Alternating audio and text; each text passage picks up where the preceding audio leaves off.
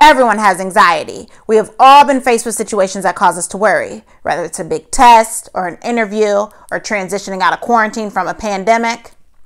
So, at what point does anxiety need to be confronted and controlled? In this video, we're going to discuss anxiety and 3 tips to help reduce it.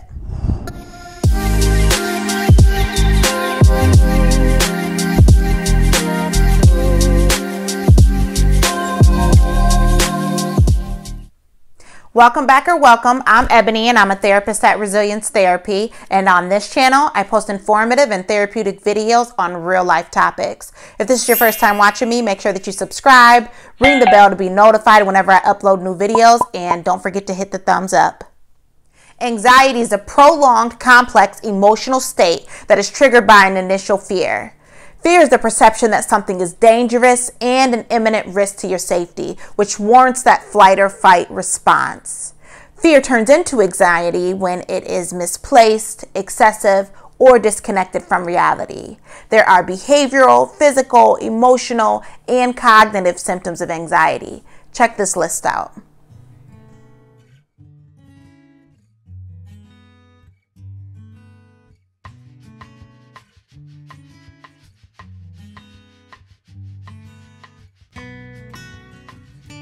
I'm sure that those symptoms look familiar. As I mentioned before, everyone experiences anxiety. Anxiety should be addressed when it begins to consume your thoughts, impact your lifestyle and your functioning, affect you physically, emotionally, behaviorally, for a period of time that's not typical for you. Everyone is different, and our experiences, our culture, our perceptions all impact the need for extra support and to utilize those additional coping skills.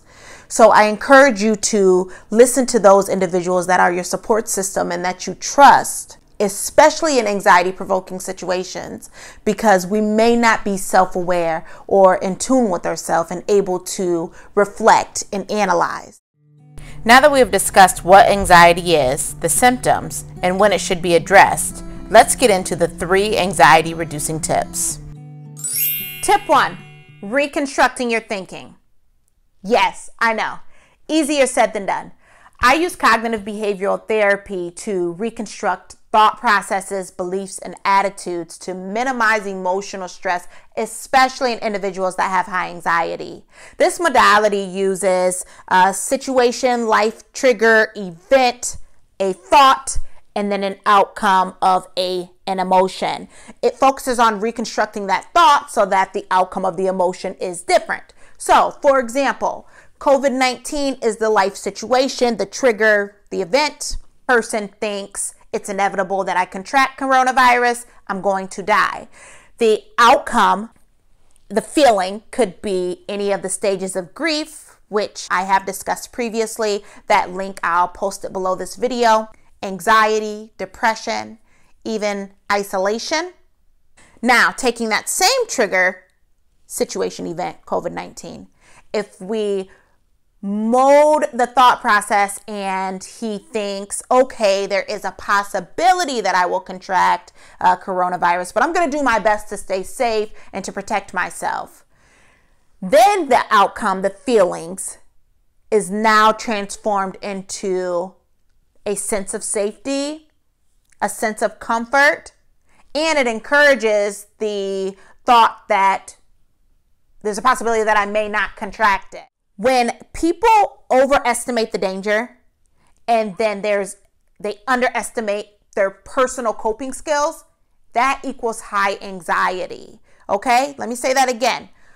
Overestimate the danger, underestimate personal coping equals high anxiety, especially when there is a feeling of helplessness. When a person overestimates the danger, it generally coincides with a thinking error. There are many thinking errors, but the 2 most common that I see with my clients that are diagnosed with anxiety is catastrophizing and jumping to conclusions. Catastrophizing is when an individual sees the worst possible outcome and believes that it is inevitable that it is going to be just that. Jumping to conclusions is when an individual assumes it is going to be a more negative outcome that's creating the anxiety, the fear. I have to admit that I recently experienced jumping to conclusions. So I had my test to get fully licensed, and it has been delayed and canceled so many times. I just wanted to get it over with. So less than 24 hours before my test, I got a notice that it was once again canceled. I didn't want to believe it. And the next day I called and they said, yeah, come on in, we'll accommodate you. But then they called me back and canceled it. So like my mind is everywhere. Then I'm finally like rushing downtown to go take this test. And a thought pops into my head that, what if I don't pass? I had to have a pep talk with myself and reconstruct my thinking, build my confidence back up, and make sure that I was going in there with my chin up and ready to take this test, because I knew deep down that I did study, that I was prepared, and that I had this, I got this. So I literally had to push that negative thought out and reconstruct it into a more positive one so that I could relieve some of that anxiety that I was already feeling from everything that was going on. Tip 2, learn coping skills and practice them. I cannot expound on this enough. Some cognitive coping skills that you can utilize are prayer, meditation, imagining yourself in a safe space or a beautiful place. Some behavioral coping skills that you can utilize are carrying anti-anxiety medications, or carrying your cell phone so that you can reach out to your support system, or whistling, running, listening to music. Remember to encourage yourself when you're using these coping skills, and don't be afraid to try new ones. You never know which ones are going to work out for you. And plus, the more tools that you have in your toolbox, the better off you'll be when an anxiety-provoking situation arises. So, I want to hear from you. Comment below and tell me a coping skill that you use when you're anxious. Tip 3, face your anxiety. Coping skills will get you through an immediate anxiety-provoking situation, but there's an increased chance that it can cause false control and dependence on quick fixes. Yes, every coping skill that I just said in tip number 2 are considered quick fixes because they allow for you to get through the anxiety in the moment. In order to really tackle and control and learn your anxiety, you're going to have to face it. This tip zones in on recognizing overestimated danger. So, how do you do this?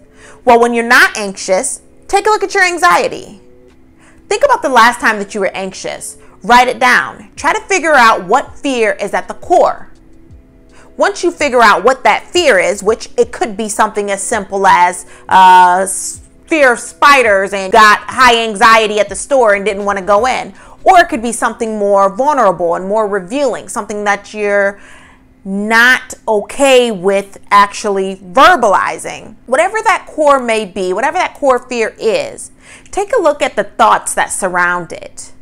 Are there any thinking errors? Are you catastrophizing or have a tunnel vision or jumping to conclusions?